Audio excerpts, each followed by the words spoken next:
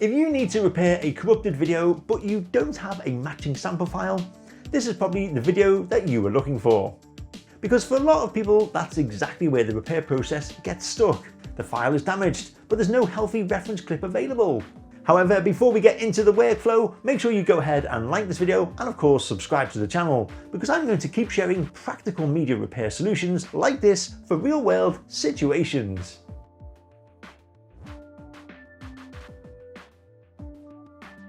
Now, to understand why this topic matters so much, let's start with the usual problem.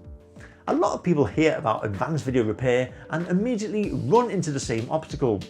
They're asked to upload a healthy sample video in the same format, and ideally from the same recording setup. But in real life, that's not always possible. Maybe the footage came from a one-time shoot, or maybe the camera shut down unexpectedly. Maybe the file was already damaged by the time you found it. Or maybe you just don't have another clean clip that matches well enough. So naturally, the next question becomes what to do when the damaged file is all you have. Well, you start with the damaged file itself. And that's exactly where this repair path becomes useful.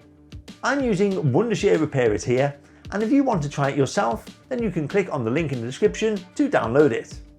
So the first thing I do is open Repairit and then go into Video Repair. Then I add the damaged file directly. At this stage, I'm not using a sample file yet.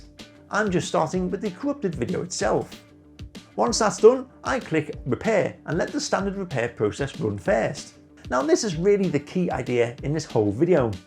Sometimes the damaged file itself still contains enough usable data for the tool to analyze and attempt a repair. So instead of stopping immediately because you don't have a matching reference file, you can still begin with the file you already have. That's why this workflow is so practical.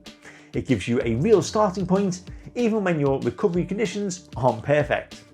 And so after the repair finishes, the next thing I do is preview the results carefully.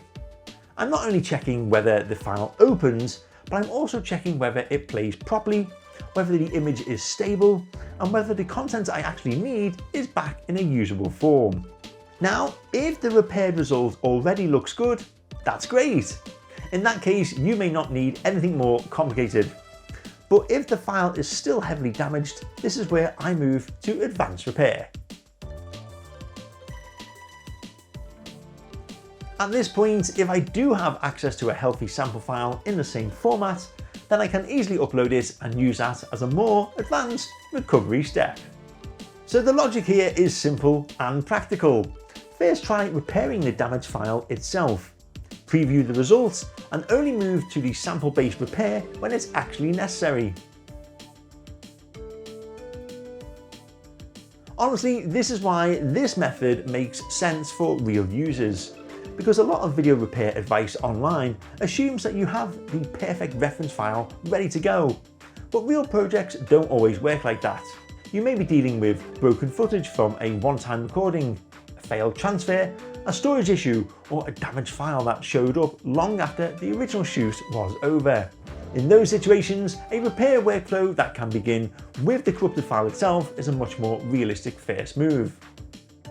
So if you've been holding onto a damaged video and thinking, I can't start because I don't have a sample file, well, don't worry no more.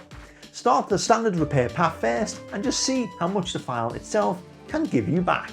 And only then, if the first repair result isn't enough, then you can still move to the advanced repair later with a matching sample file, if you can find one.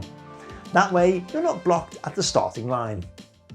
And there we go. So I hope this video has helped you out. If it has, then make sure you give it a like and of course subscribe to the channel. And if you do want to test this workflow yourself, then use the link in the description to download Repairit. But until next time, thank you for watching and I'll see you all in the next video.